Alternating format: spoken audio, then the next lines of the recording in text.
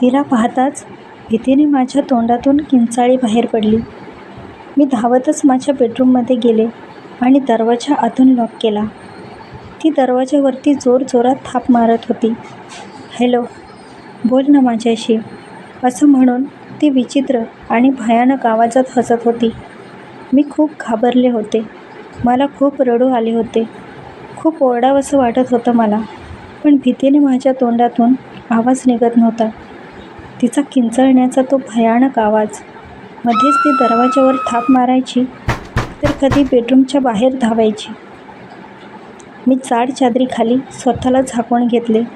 तिचा तो कर्कश हसण्याचा आवाज माझ्या कानाला सहन होत नव्हता. मी खूप घाबरले होते.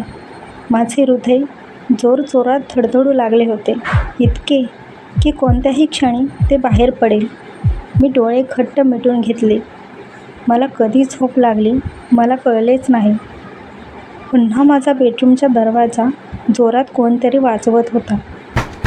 त्या आवाजाने मला जाग आली. सकाळ झाली होती. दरवाजाच्या पलीकडे माझी मम्मी होती. मी पटकन दरवाजा उघडून तिला घट्ट मिठी मारली. त्या रात्रीपासून मी पुन्हा कधी घरात एकटे राहण्याचे धाडस केले नाही.